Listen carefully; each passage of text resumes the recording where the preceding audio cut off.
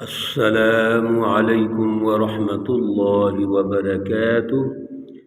أعوذ بالله من الشيطان الرجيم. بسم الله الرحمن الرحيم. سبحان الذي أسرى بعبده ليلا من المسجد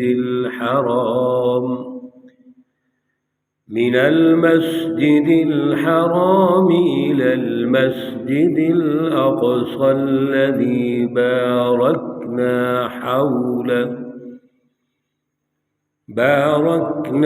حوله لنريه من آياتنا إنه هو السميع البصير. صدق الله العلي العظيم. اللهم صل على سيدنا ومولانا محمد النبي الأمي وعلى آله وأصحابه وبارك وسلم وصل عليه. معزز سامعین و سامعات، آج الحمدللہ ہم پارہ نمبر 15 اور سورہ بنی اسرائیل کا آغاز کر رہے ہیں۔ سورہ بنی اسرائیل کا دوسرا نام سورۃ الاسراء بھی ہے۔ یہ سورہ مبارکہ جس کی آیت مقدسہ نمبر 1 پر انشاءاللہ العزیز آج مختصر وقت میں بات چیت کریں گے۔ سورۃ البنی اسرائیل یہ مکی سورہ مبارکہ ہے۔ اس کی 111 آیات ہیں اور 12 رکوع ہیں۔ اللہ رب العزت اس سورہ مقدسہ کے مطالعے سے ہماری تربیت فرمائے اور جو رہنمائی اللہ رب العزت ارشاد فرما رہے ہیں اس کو سمجھنے کی اور اس پر عمل کی توفیق اور صلاحیت عطا فرمائے۔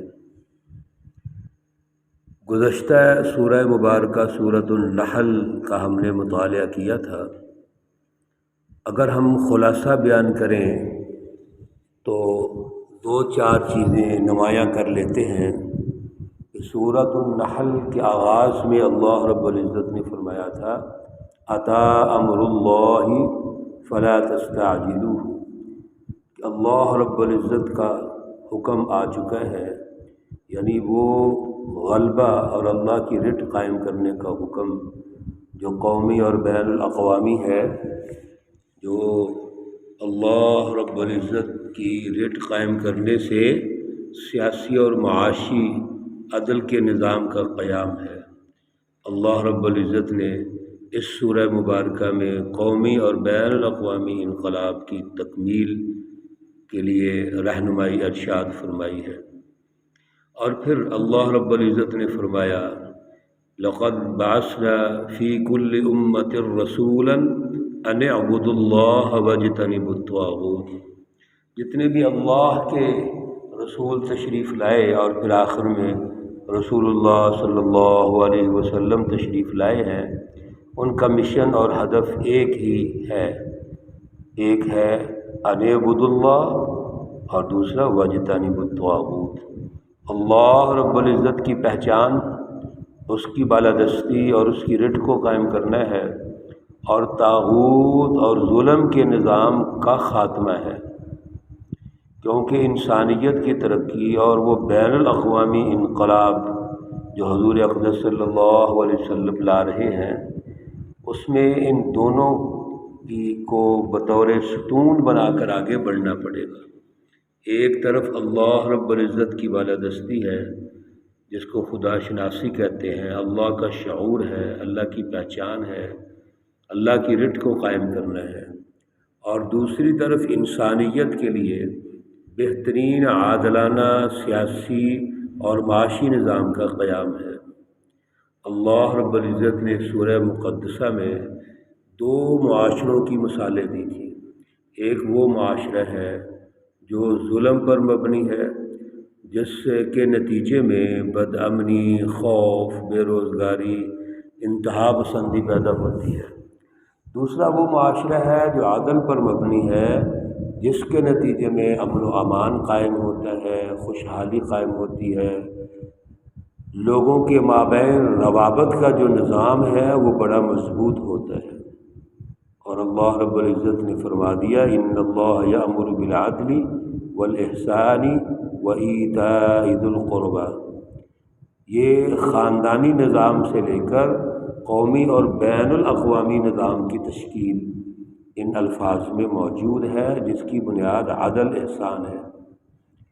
اور پھر ان کے مقابلے میں جہاں خاندان، اسی طرح رشتہ داریاں، قطع رحمی پیدا ہوتی ہے صلہ رحمی کی بجائے، اور پھر قومی اور بین الاقوامی سطح پر ظلم پیدا ہوتا ہے، اللہ رب العزت نے اس کو حرام قرار دے دیا۔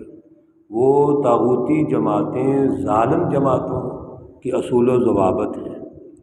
تو تین باتوں سے اللہ نے روک دیا تھا، وَيَنْهَىٰ عَنِ الْفَحْشَاءِ وَالْمُنكَرِ وَالْبَغْيِ، جس کی تفصیلات گزر چکی ہیں۔ اللہ رب العزت نے بین الاقوامی انقلاب کی کامیابی کے لیے حضرت ابراہیم علیہ السلام کو آخری رکوع میں بطور مرکز پیش کیا تھا۔ ابراہیم علیہ السلام اس پوری تحریک کے مرکز ہیں، تحریک حنیفی کے مرکز ہیں۔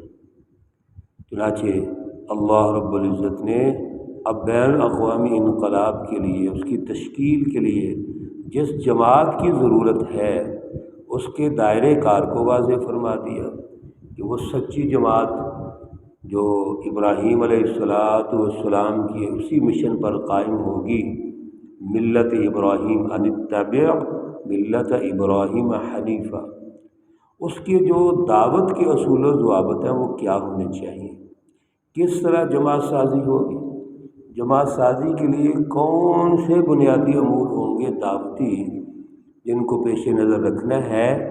تو سورت کے آخری رکوع اور پھر آخری آیات میں فرما دیا ادعو الی سبیل ربک بالحکمت والموعظۃ الحسنۃ وجادلہم باللتی ہی احسن۔ اور پھر جماعت کے لیے سب سے بڑا جو بنیاد ہوتی ہے وہ صبر و تحمل ہوتی ہے، استقامت ہوتی ہے، اپنے مشن پر قائم رہنا، آگے بڑھتے رہنا ہے۔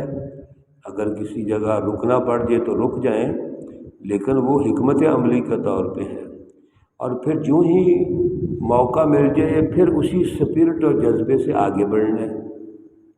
لیکن یہ عدم تشدد کی پالیسی کو اختیار کرتے ہوئے جماعت آگے بڑھتی رہے گی۔ چنانچہ اس رکوع کے آخر میں اللہ رب العزت نے اس مرکزی جماعت، بین الاقوامی جماعت، رسول اللہ صلی اللہ علیہ وسلم کے جو تابع ہے حزب اللہ، اس کا تعارف کروا دیا۔ بین الاقوامی انقلابات کی تشکیل، ان کے دائرہ کار، ان کے اصول و ضوابط اللہ رب العزت نے اس سورہ مبارکہ میں نمایاں ارشاد فرمائے تھے۔ سورۃ بنی اسرائیل کے نام سے یہ واضح ہو رہا ہے کہ اللہ رب العزت پچھلی سورہ مبارکہ اور اس میں اب ایک جوڑ پیدا کرنا چاہتے ہیں، اور وہ یہ ہے کہ حضرت ابراہیم علیہ السلام کی قیادت میں دو تحریکات کا آغاز ہوتا ہے۔ ایک وہ ہے جس کا تعلق بنی اسرائیل سے ہے، اور دوسری وہ ہے جس کا تعلق بنی اسماعیل سے ہے۔ اب ضرورت اس بات کی ہے کہ بنی اسرائیل کے تمام انبیاء علیہ السلام کا جو تعلق ہے وہ حضور نبی اکرم صلی اللہ علیہ وسلم کے ساتھ جوڑ دیا جائے۔ چنانچہ اس سورہ مبارکہ کے آغاز میں سبحان الذی اسری بعبدہ لیلا من المسجد الحرام الی المسجد الاقصی، اللہ رب العزت ارشاد فرماتے ہیں کہ پاک ہے وہ ذات اقدس، ہر قسم کے نقص، قصور، ضعف، عجز، ہر چیز سے پاک ہے۔ کون سی ذات اقدس؟ جس نے حضور نبی اکرم صلی اللہ علیہ وسلم کو اپنے بندے کو سیر کرائی رات کے وقت مسجد حرام سے مسجد اقصی تک۔ یہاں چند باتیں ضروری ہے جو سمجھنی ہے۔ ایک بات تو یہ عرض کر رہا تھا کہ بنی اسرائیل کے ساتھ اللہ رب العزت حضور نبی اکرم صلی اللہ علیہ وسلم کا تعلق جوڑنا چاہتے ہیں۔ چنانچہ یہ جو مسجد حرام سے حضور نبی اکرم صلی اللہ علیہ وسلم کو لے جایا گیا مسجد اقصی تک، تو مسجد اقصی میں ان تمام انبیاء سے ان کی ارواح وہاں موجود ہیں، اور حضور نبی اکرم صلی اللہ علیہ وسلم کی ان سے ملاقات ہوئی ہے، آپ نے ان کی امامت کروائی ہے، تاکہ تمام انبیاء علیہ الصلوۃ والسلام کے ساتھ مل کر یہ واضح ہو جائے کہ اللہ کے جو بین الاقوامی نبی ہیں، جو قیامت تک نبی ہیں، اب ان کی قیادت چلے گی، ان کی قیادت کو تسلیم کیا جائے گا۔ یہ پروٹوکول ہے پیارے رسول اکرم صلی اللہ علیہ وسلم کو، اس لیے یہ ملاقات ضروری ہے۔